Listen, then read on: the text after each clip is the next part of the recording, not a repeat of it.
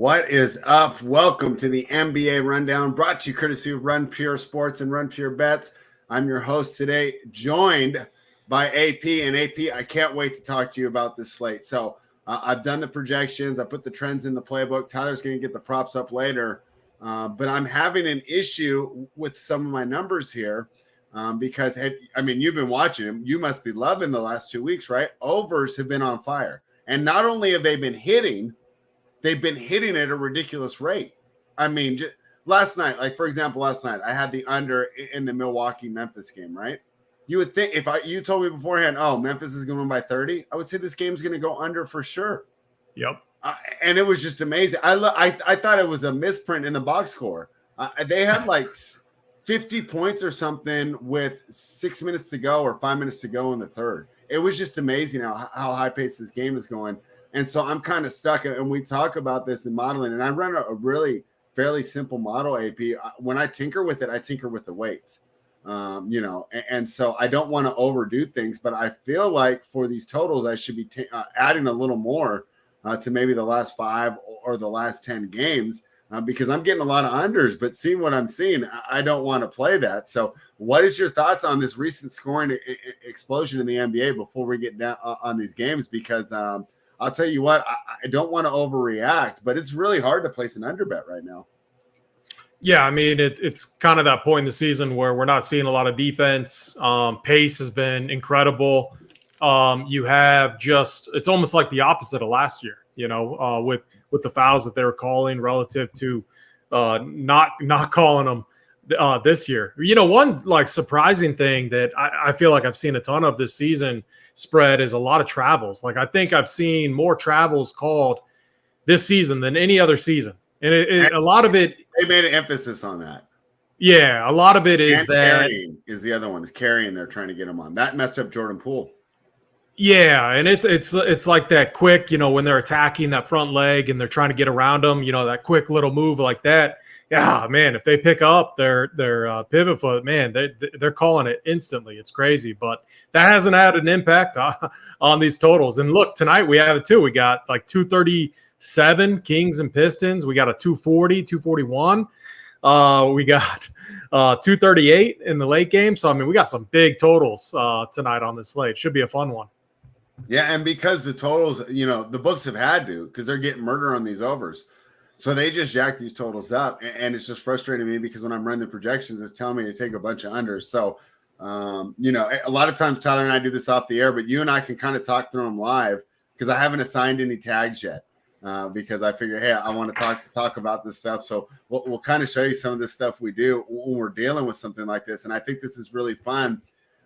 Part about being a handicapper and the sports betting world is when things are happening and we're noticing trends and we also notice the books adjusting, how do we adjust, right? And it's very delicate and there's no hard and fast rules. So you really have to kind of just be aware of the situation, get a feel. Not only, I know you're doing it too with your heat map, right? Not only are we running mathematical projections, but I know, you and I are team watch the games, right? We're watching these every night. I got League Pass. I'm flipping through the channels. I've got an eye on it. So I think by the end of this, we're going to find a winner. But I think this NBA totals right now. Go ahead.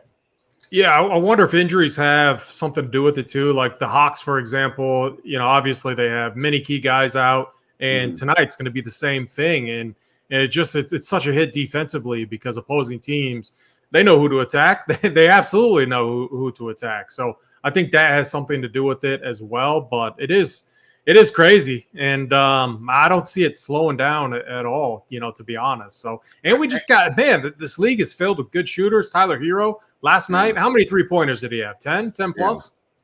Yeah. And he's just killing people off the dribble, even against the best players. He's fun to watch, man. Yeah. He can. Who do you all right, so who do you take?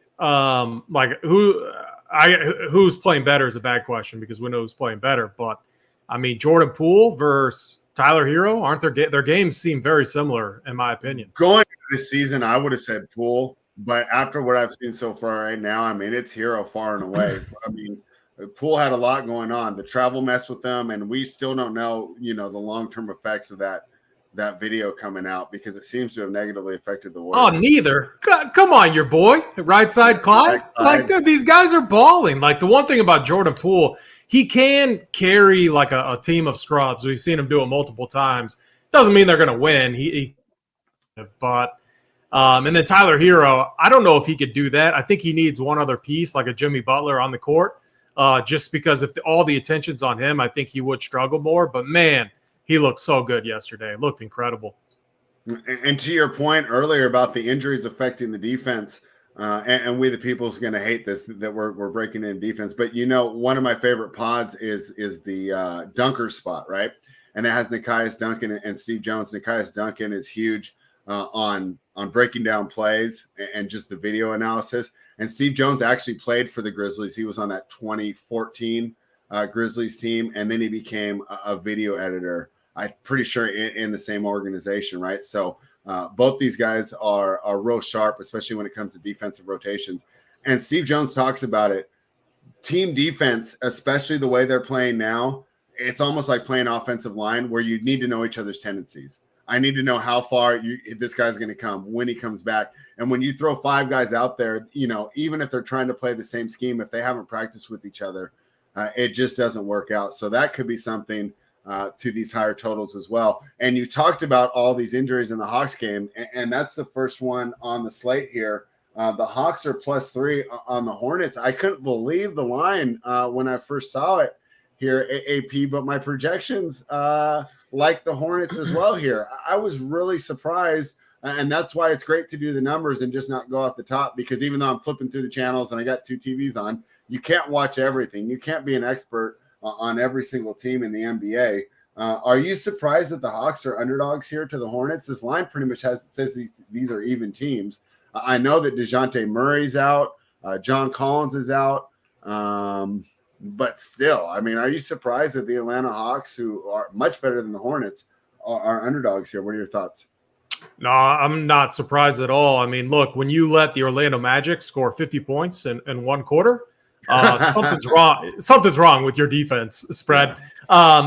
This game is really an interesting one, fun in tournaments, fun for DFS, and I wonder if people hesitate to these 240s. So like when it gets to 240s, I feel like people hesitate to click that over. But man, like the Hawks can't play defense right now. You got LaMelo Ball back in the lineup. We saw what happens when he's in there. He pushes the pace. Absolutely push it. Like the pace increases so much. Look at the Pistons game. They lost 141-134 though. The game went to overtime too, but it absolutely smoked the over. The pace was phenomenal in that game. Hornets not playing any defense at all.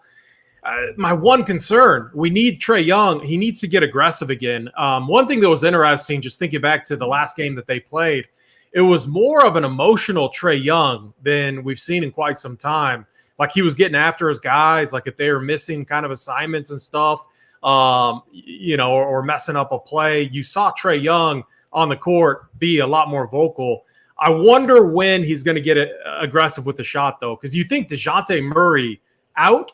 And if you look at the last few, just like game logs or the games, like when Trae Young's playing, Trae Young's a guy, he's a volume shooter. He's going to take as many shots as he can. He only took 18 against Chicago. Chicago, better against opposing backcourts, very good defensive teams against backcourts. But against Orlando, like opposing guards were smoking this team, absolutely lighting them up. And Trae Young only took 15 shots, and he had opportunities. It looked like he was deferring to his teammates. But at some point in time, Trae Young has to – he's got to just take over a game. It's going to come could come here. I mean, that's kind of what the total here indicates, 240. We need a lot of points. You got LaMelo Ball on the other side. Terry Rozier is going to chuck. This game, I like it from all formats, man. I think it could go over. It's going to be one of those where you're sweating either side, though. Like if you bet over or under, you're going to be sweating all the way up until the end. But as long as each team has average to above average field goal percentage, and if they're hitting threes, this game should go over because the pace is going to be plenty, and it's going to be a good one to stack up in DFS. All right, cool. Well, I'm glad we talked about it because my projections like the under there, but like I told you, I definitely wanted to talk to you guys. So No play there on the total for me. The projections do like the Hornets, though. I got them winning by 4. The total 3. It's right around where it's not like a smash. I have to play this, but I'm considering it. Do you like the Hornets laying the points here?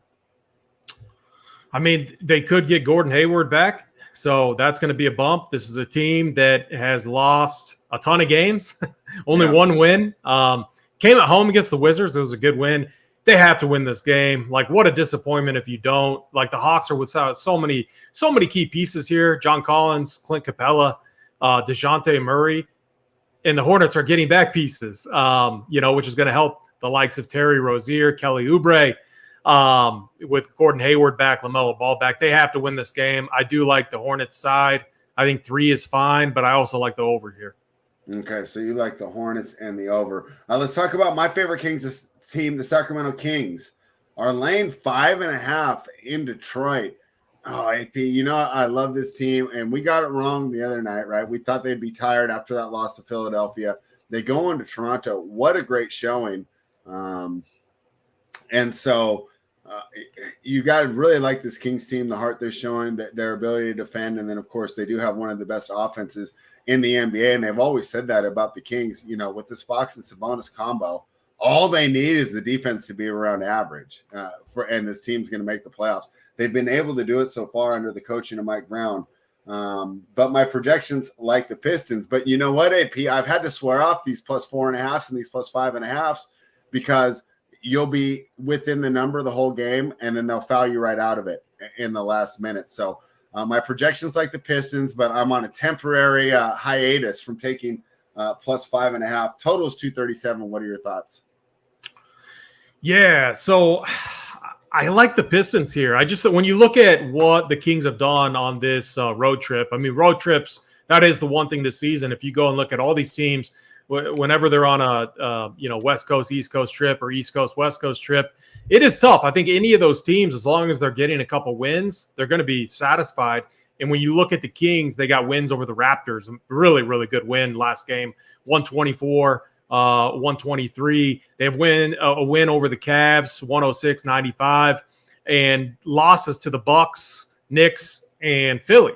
So, so far, man, if they could steal a win from the Pistons, that's pretty successful road trip for the Kings, in my opinion. But this Pistons team, they play tough at home. I know, the news today, Cade, he got his surgery and everything. Tough situation, obviously, without Cade Cunningham here for the season. But yeah, Bojan Bogdanovic, who's just jump in real quick. Is it really a tough situation? Because you're going to get a huge draft pick last year. And what's been the unknown surprise that's come out of this Cade Cunningham injury? Killian Hayes might actually be good. He's been incredible, man. Right? We were all writing him off as just a complete bust. Right? Yeah, one of the worst draft picks. Wouldn't you say it's been his defense, too? His defense has been good. And his defense, the effort on defense, I think, has led to more production on offense from him. So it's kind of an interesting dilemma there. But Detroit still kind of sucks. But it's a team on Fridays we back more often than not. And I feel like more often than not, we're right when we do back them on Fridays if they're at home. So this Pistons team, it's a tough one to figure out because they do stay competitive. This Kings team, I feel like they're a little overrated. But, man, they're playing good. And anytime I bet against them, I get burned. So, spread, my lean here is the Pistons side. I think I'm going to stay away, though, just because I'm tired of getting burned by your Kings. Fox looks decent. I mean, the other thing, too, is Sabonis, he's been playing so good. I've been really impressed with what he's doing. The guard rotation's tough to figure out, though. You got Fox. You got Davion Mitchell, who comes in randomly. Malik Monk, who has some big games. Terrence Davis, who has stepped up. They have a lot of different pieces that they can rotate in to have an impact on the game. And so I think that's a big part that's kept them competitive. Yeah, I've sworn off these plus 5.5. So I'll check before game time, but I think the Pistons will take more money than the Kings at this point. Right now on Bookmaker, the plus 5.5 is minus 115, which means it's closer to being plus 5 than plus 6. That's such a good point. You should almost if you're on the Pistons side, I don't think the 5.5 points. Take the money line. Yeah, take the money. I agree too. But I think it's a great point. And this is a Kings team that cares about the regular season, right? They're not an established good team. right? Like the Bucks or the Suns that can afford to, go through these little spots. So I do think that they're going to be up for this game tonight. I might be with you on the whole like +3, +4, +5. Like I might be done with that too, because the Lakers the other night, that screwed me. I was about to sweep my card that I had. On that 3.5 Wednesday night. Right. Yeah. I had the money line too. I had Houston money line in the Houston side, which covered easy. We had the Bucks just absolutely destroyed the Warriors, and then it was the Lakers side and money line. And I parlayed it all. And we had the under on the playbook too, and it goes to overtime. Yep. And it sucks because it's like, well, we projected the game right because the score. AD, make your free throws, man. Yeah, and he's a 90% free throw shooter too. And he misses too. I couldn't believe it. And I think the best part about betting the NBA is that we don't have to bet all these games. I think that sometimes, I know casual bettors do it, but even myself in the NFL, we fall into the trap of probably betting more games than we should because it's once a week and we get amped up. Right? I'm not going to bet a lot, and I wake up and I listen to you, Tambo, and JT in the morning, and then Tony, Hoop, Eric, right? And I'm just fired up for the NFL day, and I might force a little action. I think it's a little easier to be selective.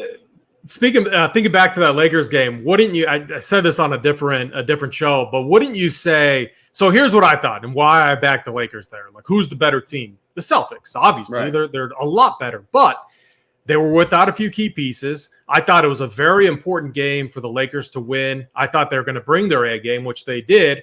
Boston had been playing pretty bad on this road trip. I thought they were going to bring their C or B game, which would make it close, but I would give the edge to the Lakers. I thought the Lakers brought their A+ game outside of making free throws. I thought Boston had their B- game, and they still got it done, man. It's when they get Big Bob Williams back. Oh man, they're gonna be very tough.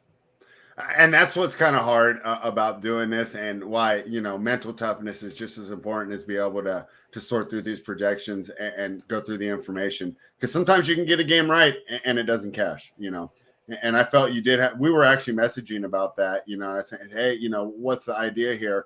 But you had good points there with the Clippers.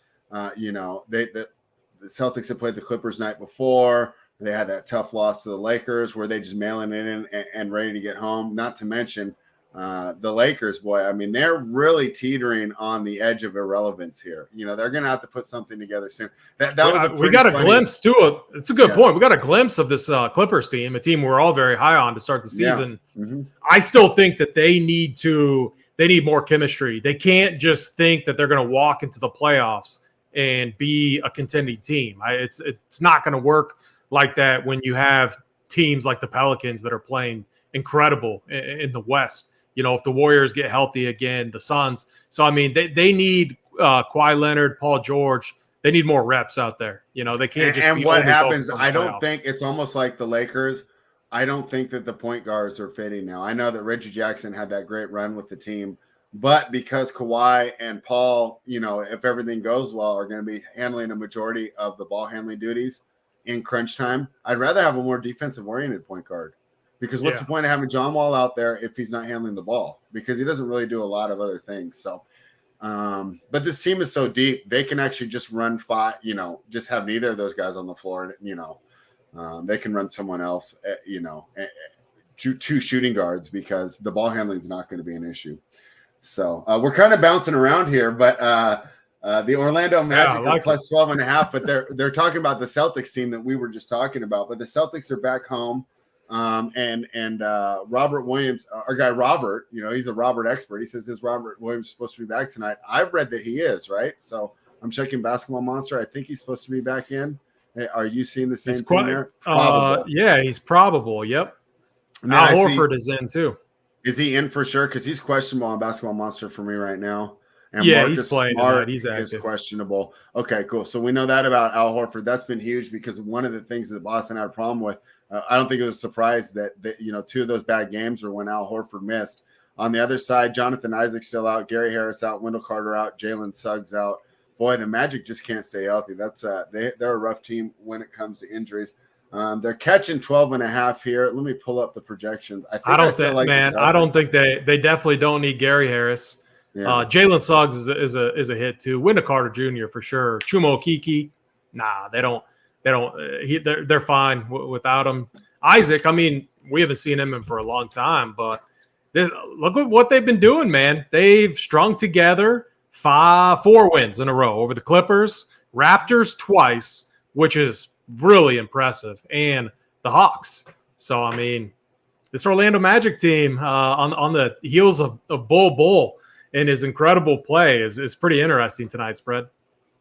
So what do we do here? Projections like the Celtics. I don't want to lay the 12.5, especially that first game back after a road trip is never good either. I was just about to say that. I see a lot of value in the Orlando Magic side. They have it's all good mojo. And then the other part of it is just exactly what you said. A long West Coast road trip, your first game back against a team that you don't respect. There's no way Boston respects the Orlando Magic at all. All those guys are going to walk into this game just thinking it's going to be an easy win.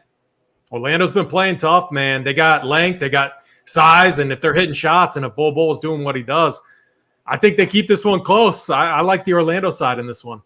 The market's been steaming the under. This opened at 228. It's down to 225. I projected it under as well, but I told you my trepidation on taking unders right now. What are your thoughts on the total? Yeah, the total stuffer. Right there, 225. I think it's a good number. I'm going to stay off of it. I think there's more value in the Magic. This is one of those spots, it's Friday. We're always trying to look for some like deep plays. I got them pegged as one of those potential upsets. And I have nothing against Boston. I love this Boston team.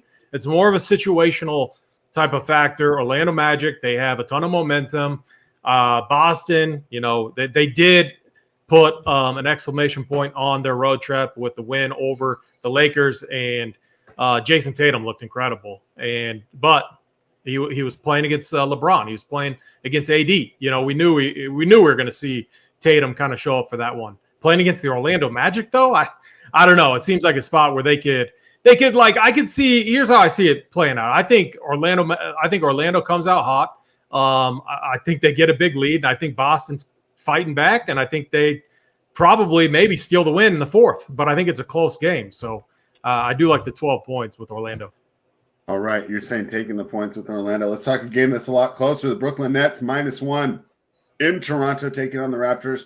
Total of 225 here. The Nets are quietly sneaking up the standings. I believe they're fourth place in the East right now. After that slow start, we had kind of counted them out. But hey, Kevin Durant showing once again why he's one of the best players in the world. And the addition of TJ Warren is not hurt. The team has a little more size, and I think they're figuring out the rotations to run under new coach Jacques Vaughn, who's done a great job since taking over that team. What are your thoughts here when the Nets take on the Raptors, AP? Yeah, another spot where I think we're getting, I don't know. It just seems like we back the Nets here. Like, what are they, -1.5? They look like, all right, I respect this Raptors team. I think they're going to get it figured out and get it going. But you can't lose to the Magic in back-to-back games and then lose again to the Kings. And now you're facing the Nets. I mean, it is at home. That's going to be a plus for them. But you look at how the Nets have been playing. They're finding something, man. This team is grooving. Kyrie's balling out. KD is balling out. Even Ben Simmons, when he's been in there, he's been playing good, facilitating. They have a ton of wins. What are they? Their only loss recently is to Boston. So Boston and the Pacers. Outside of that, they have a ton of wins. They beat the Raptors twice already this year. So I think they make it 3 in a row. All right. I will join you there on the Nets. Total. All right. Back to like our discussion, our previews at the very start of the year. I thought the Nets were the one team that had a chance to beat Boston, beat the Bucks, and everything. And I know it's been easy. They've had an easy road of late, playing the Wizards, Pacers, Hawks, Hornets, Raptors, Wizards, Magic. So, I mean, maybe when you factor that into it, talking a little over my head. But I like this Nets team, man. I think they're playing good. If they continue this level of play, they're going to be tough. They're right up there, I think, with Boston. So we'll see. All right, yeah, I'll join you there and taking the Nets. I know I have We the people is going to disagree with that one. I know that. All right, yeah. Let's see what he's got here. Let's see what's coming up there in the chat next. Here's one that I have a big edge on, but definitely want to talk to you because it's laying a lot of points. The Cleveland Cavaliers are -8 taking on the Indiana Pacers. Let's check this Indiana Pacers injury report before we break down this game. Where is it? Do you have it up? Yeah. So the Pacers, both sides are healthy. I'm not seeing anyone out for this game. So Halliburton's in the game. Miles Turner's in the game. The Cavaliers are laying 8, and I got this projected as a double-digit win. Are you surprised that my projections like the Cavaliers so much? I'll be honest, I was a little surprised.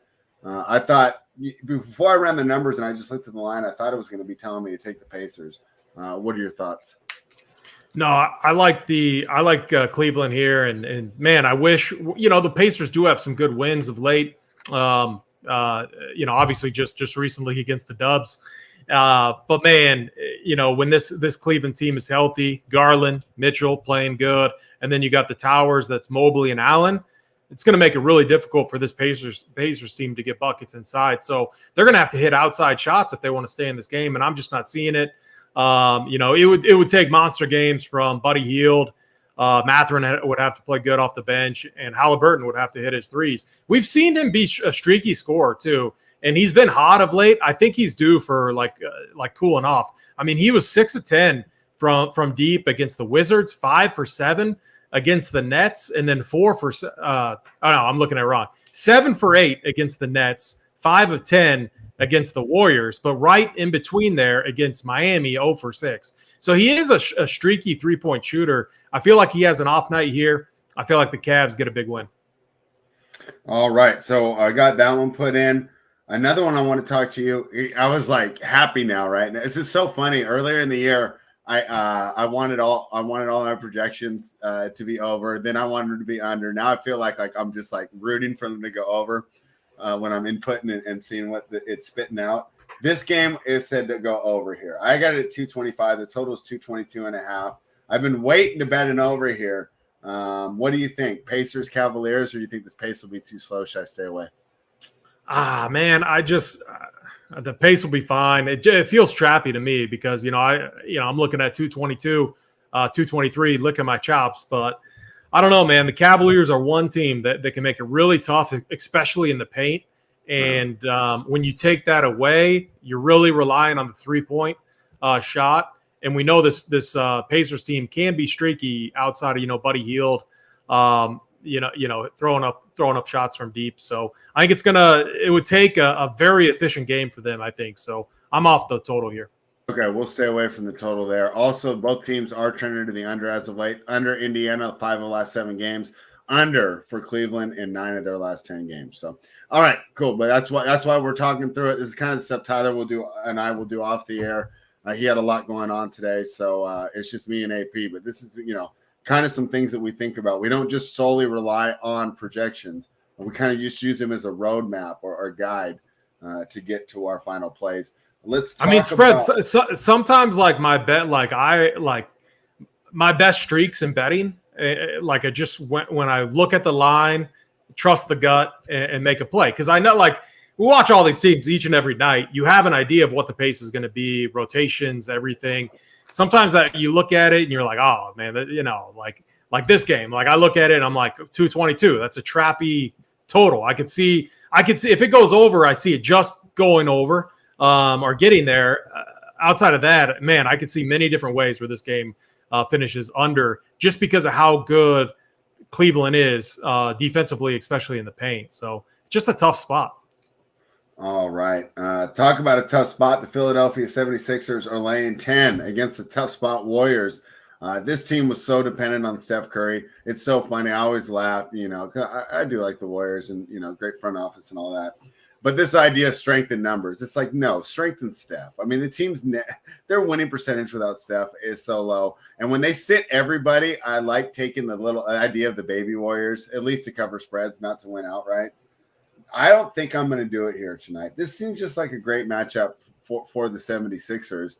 So good, in fact, that even though it seems like a good matchup, AP, I might stay away from some of these guys in DFS. You think, oh, Embiid's got the nut matchup here. Oh, Harden's going to be going against Poole and washed up Clay. Like they should both go off. The question is, are they going to be playing with 8 minutes to go in the fourth? It could be. I mean, it could be that bad tonight here. My projections have this one is pretty bad. Let me scroll back to it. Where did I have this one? It just wanted me to take the Philadelphia. I had them by 11. I had Philadelphia by 11. This line was 8 when we did it last night. It's out to 10. So I think I'm with you. I think Philly smokes them. And one of the reasons why is you're really seeing some development from Shake Milton. I think that stretch where Shake had to play like 40-some minutes a game was huge for him. We got an idea of what he can do. I think Doc Rivers, who's a donkey, got an idea of what he can do. This guy is good, man. Talented. He can create, and he can carry the second unit. And so he's been playing good minutes with that second unit. I think Harden, Melton, these guys, Tobias has been playing good too. Joel, they're going to outmatch this Warriors team that just without Steph and then Draymond, who's just literally tied to Steph. And man, they're going to struggle here. So it would take a massive night from Poole and Clay to keep this one close. I got Philly winning big, just like the Bucks did the other night. They absolutely own the Warriors. Philly's going to own them tonight. Yeah, I agree. My guy Richie Small is just showing up, giving everyone a reminder. Smash that like. We're here every day, Monday through Friday, breaking down the whole NBA slate. All we ask in return, hit that thumbs up button. And, of course, subscribe to the channel. You'll be notified when the rest of the crew goes live. In fact, for more DFS, what are they going to – so, like spread, just thinking about this a little more, Looney never plays like the most he plays like 25 minutes. When he's off the court – he'll play more tonight. You think so? I mean, if he doesn't, they're screwed. Yeah, Embiid will get whatever he wants in the paint if he doesn't. Yeah. So, tough spot here for the Dubs. Not to mention, I mean, there's already a starting spot missing with Steph out, right? So, yeah, then you got Draymond's a baby, man. He's fine. He could play. Did you all right, so in my core, yes, I admit I played Draymond, but it was paired. You know who else was in my core? Steph. And he was my play of the day. He only played 30 minutes, and he put up 67 DK points. I thought we were against the Pacers, who embarrassed them at home. My route and my angle was due to that happening, that Draymond would be more motivated, which is what you need when you play him, and Steph would go off. Steph went off. Draymond sucks. He's a baby. I learned my lesson. Did you see him get those two texts right when he knew Steph wasn't coming back in? He didn't want to play the rest of that game, so he took that way out. It's just absolutely crazy. Yeah, the guy, I mean, he is getting. And Wiseman's back. If Wiseman matches up against Joel Embiid, we gotta lock Joel Embiid in there. I would love to see that. He would feast. He would destroy James Wiseman, man. Yeah, or Wiseman would just be out within 2 minutes with 2 fouls. I mean, if you can bet fouls over, I bet it on Wiseman. I mean, I can't see him not. I mean, I'm still so pissed about the way Sabonis was officiated against Embiid. Embiid gets too many calls to begin with, but against a guy who's foul prone, who's legitimately fouling other people. Some of these ticky-tack fouls on these bigs are bad. We saw it last night with Şengün. Did you see 2 or 3 of those fouls were complete bullshit? I mean, it was so bad.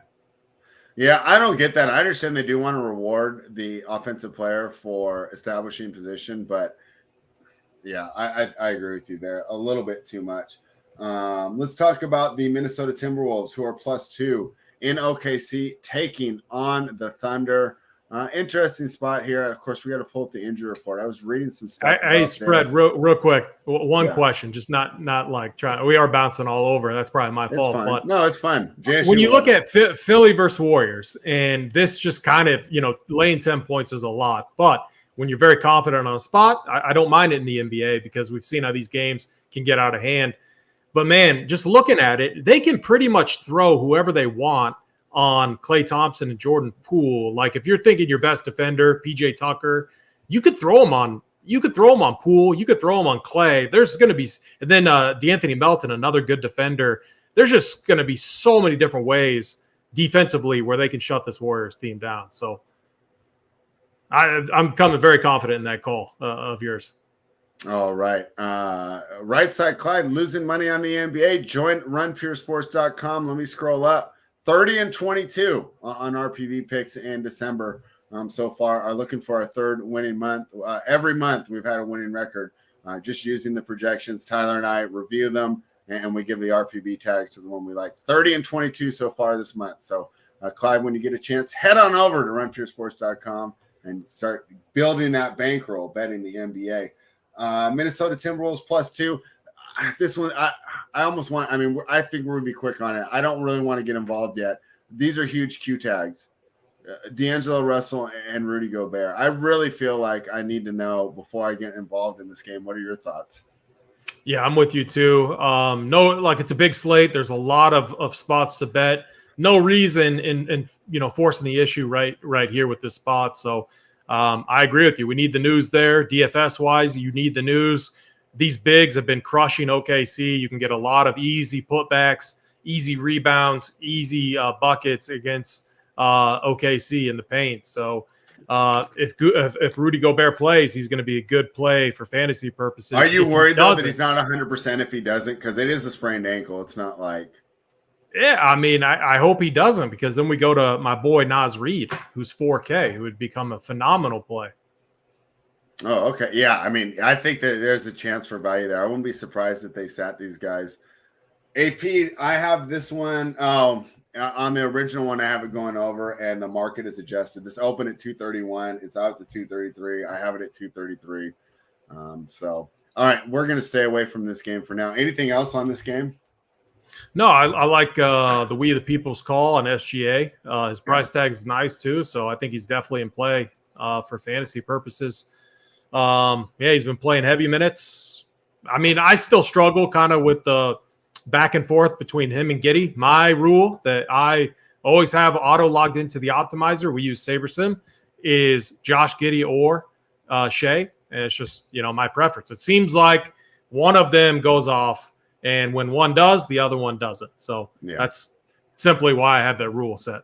And I don't think that there's a future for them playing together. I think they're going to have to move on from one or the other.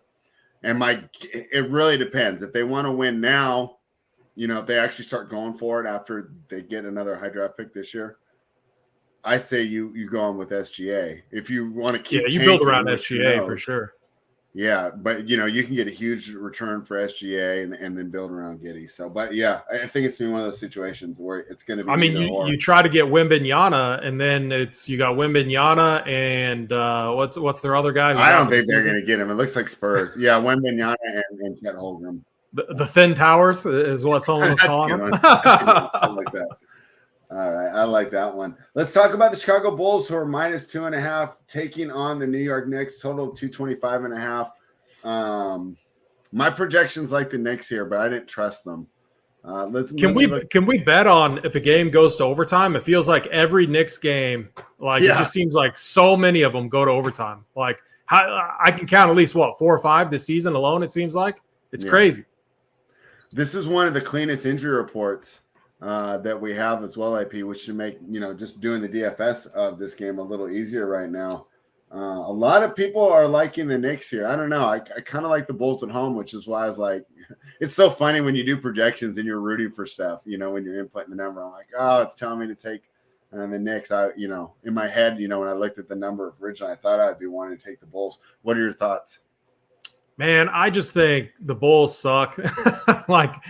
I don't know, man. I don't know if it's injuries or what it is, but their record is it should be better than what it is. And then it looks like the Knicks may have found something. Julius Randle, I mean, he's been playing better. He still isolates a little too much, but when he's out there, getting his team involved in everything, this Knicks team isn't bad. So if you can see more of that, I like the Knicks here. But it's the other thing too. It's hard to beat a team back to back, especially on their own court. So this Bulls team is going to be fired up. There has to be some value in the Bulls, but if you look at the chart, if the public is backing the Bulls here, and overwhelmingly so, I'm going to side with the Knicks. I think, man, maybe they've unlocked something. This group as a core with Jalen Brunson kind of running things, and then Julius Randle playing like he is, and then RJ Barrett can pick up the slack too if Randle isn't getting it done. And then you got Emmanuel Quickley off the bench, who's been pretty good. I'm gonna side with the Knicks here. I don't feel comfortable with it just because it's like hard to go into to go into another team's court and beat them back to back 2 times in a row. A very, very difficult thing to do. But if they do it, that'd be very impressive. And they're stringing together a lot of wins right now. So you got to like the mojo on the Knicks side. I have a edge to the over here. What do you think? Yeah, because when you factor in the possibility of this game going to overtime, you got to lean. Like I cannot bet an unders game for the Knicks right now with how many go to didn't this just go to overtime? OT last time. We got 128 to 120. Didn't their game against the Kings go to OT? We had that over. No, never mind. I think it would have hit the over even without going to overtime. The other thing, though, is Tibbs loves playing defense, man. He likes his guys to play hard. That's why he likes Jalen Brunson. So I always get nervous betting Knicks overs. That's just my personal preference. Oh, I did it. Let's do it. The Portland Trailblazers are +4 in Dallas taking on the Mavericks. Total 226.5. Let me see what I had here. Small edge to the Mavericks, not enough to play. Small edge to the under. What do you think? Yeah, so Mavericks are 1-3 over the last 4. Losses to the Bulls, Cavs, and Bucks. But outside of that, then they had wins over the Nuggets, Suns, and I mean this Dallas team. They should be better than what their record indicates. And I don't know if I should be putting a bag over my head yet or not. I think I had them picked coming out of the West. And, man, I wish I could backtrack a little bit. It's early, though. It's still very early in the season. You got Luka Doncic, who's incredible. I think Maxi Kleber is a big hit to them. He's going to be out for some time. Not that I like him as a player. I think Luka needs him. He helps to create space. Space is what Luka needs. You do have THJ, though. Tim Hart, if he can hit shots, that's going to be the edge. I think this Portland team, let me look at the record so I don't embarrass myself. I track these teams every day, but I'm not looking at records and standings as much as other people. This team does exactly what I was thinking. This team needs Dame. When Dame's in there, they're better, and you're seeing it. Look at what they've done recently. They are 5-1 over the last 6, playing a lot better, and that's with Dame back in the lineup. I don't know, spread. I think I'm going to go against my Dallas Mavericks, and I'm going to take the Blazers here, getting 4 points. You got Dame in there. You got Simons. And then, you got Grant and Hart and then Nurkic. I think defensively, you can't really slow down or stop Luka, but they have pieces in there to where they could make it tougher on him. Jeremy Grant, good defender. I like Josh Hart, how he plays. I'm gonna take the Blazers side here. All right, I'll join you on the Blazers there. How about this under here? No, I can't do it. Not in a Dame. Not when Dame is cooking, like Chad's saying. I just have a huge Dame has been here. cooking. I have a huge. Yeah, I get what you're saying. They just play. Dallas plays so slow. Yeah, they play slow. Luka likes to, he loves the half-court game. Loves to, get his buckets in the paint, kick it out. I mean, he's Luka, but Dame could put up a big one here. So I would be I can't touch the under. Okay, that's fair. Last game of the night, Denver Nuggets -1 in Los Angeles, taking on the Lakers. We talked a lot about the Lakers earlier. Total 237 here. 2 MVP candidates, Anthony Davis and LeBron James. Nikola Jokic facing off here. So we got some good spend-up options for DFS with the game with a high total. What do you think? We got to all right, we all give, and rightfully so, we all give AD a ton of shit. He's frustrating, very frustrating. When he's been in there and when he's been motivated, when he's been aggressive, he's been incredible, absolutely incredible, carrying this team more so than LeBron. LeBron against Boston, and LeBron, he can do it. He can do whatever he wants. He's LeBron James, but he took some bad shots down the stretch that really impacted them. They should have won that game. They had it, man. They just had it. They took bad shots. AD missed those free throws. Otherwise, they would have had that game. I don't know, man. I had the Nuggets playing the Nuggets were the other team. I had them against the Mavericks in the finals for the West. I like this Nuggets team. They're playing good, even without MPJ. Who knows what MPJ's future is? I've just gotten tired of like trying to track what he's doing and everything. So I know he's out and not playing, and they don't really need him. Like Jamal Murray, he's starting to get aggressive. He's been good. Bruce Brown has been a phenomenal pickup for them. So I'm going to side with the. It's tough. I wanna side with the Nuggets here, but man, I could be kicking myself if AD shows up, LeBron plays good, and then Russ has also been playing good off the bench. So I think this is going to be a really entertaining game tonight. Man, Lakers at home is what I would want to take here, but the Nuggets too look good. So it's going to be a fun, close game. It's going to be an absolute battle. We still got you here, Spread.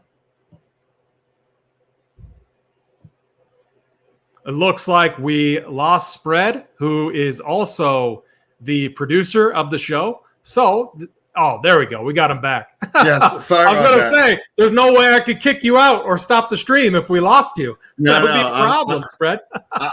Here, I did drop out for a second though. So in the end, which side did you land on? Oh man, so what's funny is people are going to think I'm like a Lakers homer because I've been backing them, publicly recently quite often. It's because, and the only reason I have been, it's because of what I'm seeing in AD and what I'm seeing in Ross off the bench. These two guys, when they are on the court together, they've been really good. If anyone needs to pick up their level of play, it's LeBron James, in my opinion. And then the other thing too is Austin Reeves, man. I like his game. He's pretty nice. And I like him coming off the bench, but he's a guy that I want to see them continue to give solid minutes to. They probably should just get Pat Bev out of there. I don't know. What's your take on Pat Bev? The guy's annoying. Like, I don't like, what value does he add? He had so many turnovers last game against Boston. He didn't play good at all. Maybe he hit 1 or 2 threes. Who knows? But he stinks. Terrible fit. He was a good fit last year for a Minnesota team that needed a leader on a veteran team where he's going to be like fourth banana when it comes to like leadership. It's just like, what is he doing? I don't even understand what they were doing there. And he doesn't space the floor. So I just think it's a bad fit for him. And you're, I mean, yeah, he's just annoying. So I don't know. I haven't bet this one. I had this game actually even on my projection. So don't even really have an edge on the Lakers money line. I kind of like the over here too. And I think it's because like when you look at the pieces on the Nuggets side, Bruce Brown, good defender. Aaron Gordon, respectable defender. Jokic, all around good. Two-time MVP.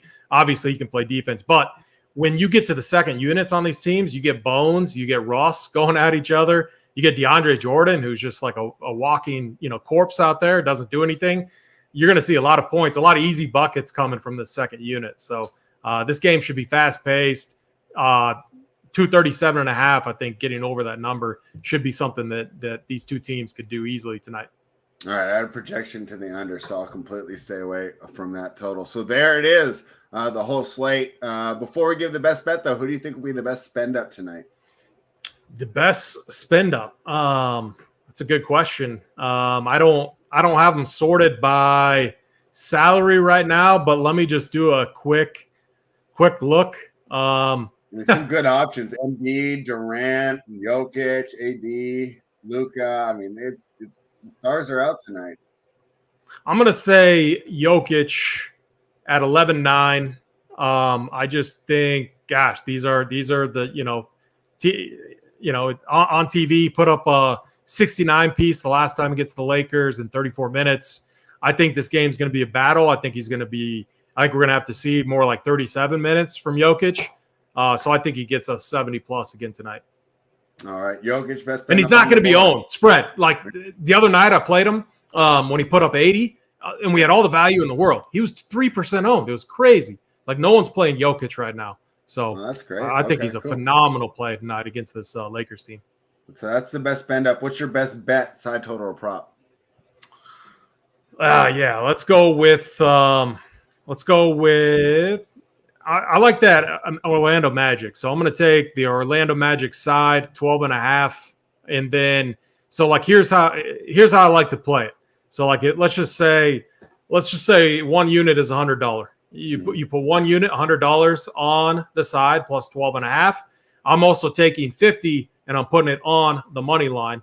where I'm looking at like plus 625 or something like that. So a way to get action on both there, in case Orlando, I think they could, steal away a win. I don't think that's out of the realm of possibilities with how they're playing as a team. So as long as like their key pieces are healthy, and that's Paulo, Fultz has been playing good. Cole Anthony off the bench has been hitting shots. Even Terrence Ross has been hitting shots. That's what you have to do against Boston to steal a win. I'm telling you, I would not be surprised. Paulo needs to play good too. Mo Wagner and his brother, if all of them play good like they have, I think they maybe steal a win here against Boston. Just with the travel factor, underestimating your opponent, all of that goes into it. And it's Friday. Crazy shit happens on Friday. Give me Orlando Magic plus 12.5 and the money line. All right, there you have it. You're going to take the Magic. Let me go through. Well, we talked about a lot of ones. Give me the Blazers. I think you made some great points there on taking the Portland Trail Blazers. Let's see how the Mavericks do. I know I love taking them at home, but this latest loss is going to be tough for them, especially against the Blazers team that should be motivated. So I'm going to take the Blazers plus 4. AP is taking the Magic plus 12.5 with the sprinkle on the money line and spending up spread. For Nikola Jokic. What does Pistons money line and the Magic money line get you? We always got to give one of these out. I think our record's been good on them on this show too. All right, 100 gets you 1,800. I guess I could have done it too. Yeah, no, that's fine. 1860. Yeah. Yeah, I like it. I like it. All right, we'll go ahead and throw that one in there too. Hey, if I'm not going to be able to light the beam, at least I can get paid for it. So there you have it. NBA Rundown Monday through Friday here on the Run Pure Sports YouTube channel. Give us that thumbs up. And AP, we have tons of content over the weekend. You want to give them a quick idea? I know that we'll have the Hardwood show, then we'll have the Up to Lock show. I know you'll be on Sunday morning. What else am I missing here that Run Pure is going to be dropping this weekend? Yeah, so it's a huge weekend for Run Pure Sports. We got Big T, we got Locks, and we got, I think, a couple members at the live final, DraftKings live final, 2.5 million up top. If you get a chance, go wish them good luck on Twitter. We want one of those guys to take it down. I mean, you're talking 2.5 million first, 1.2 for second. I think it's like 750K. Tambo's the other guy that's with it. So if we can get a Tambo, Locks, Big T finish, that would be absolutely huge for the fellas. So shout out to them. Good luck to them. But spread, we got 2 NFL slates. We got the Saturday slate, 3-game slate, which is going to be a ton of fun. Matt Ryan projecting as chalk. It's going to be fucking crazy. And then we got the normal Sunday slate. And then next week's even better. We had Christmas Day. It's not just NBA anymore, spread. We got the NFL too. So I can't wait for Christmas. It's going to be phenomenal. Like, I might not even hang out with my family. I might just go downstairs in the basement, turn on all the sports, start betting on everything. It's going to be a ton of fun, man. Yeah, that sounds like a great idea. And hey, Christmas is the time of giving, but once you give a gift to yourself, join the Run Pure Sports movement, join the movement, become a member, and start winning with us. Like I said, on the NBA Bets Playbook, we're 30-22 on the month, and I expect it's going to be even better when we're doing this show on Monday morning. So, AP, thanks for bringing the winners. Any words of wisdom before we sign off? No, I mean, we got the Hardwood show coming up. The Friday show is always a ton of fun. C-Dome is on that, Chris Randone. Yeah. I thought, we saw, I pulled up Twitter the other day, and MILF Manor or like MILF whatever is trending. I'm like, what's this? Aren't we all a fan of MILFs? Like, let's click on it. And I saw that show. It was just hilarious. It made me think of 2 people. One, Kurt, which I tweeted about. And then the other was, we're going to lose C-Dome now because Chris Randone's going to be back on one of these shows, and he'd be a perfect fit for it. But no, he's still with us. He'll be on the show later, and he always has great takes. So I know he does the Tuesday show with you guys, right? Tuesday or Wednesday? He's on Wednesday morning with us. Wednesday, yeah. That's right. All right, well, there you have it. Make sure you're checking out all the content. Give us that thumbs up. Have a great weekend. Run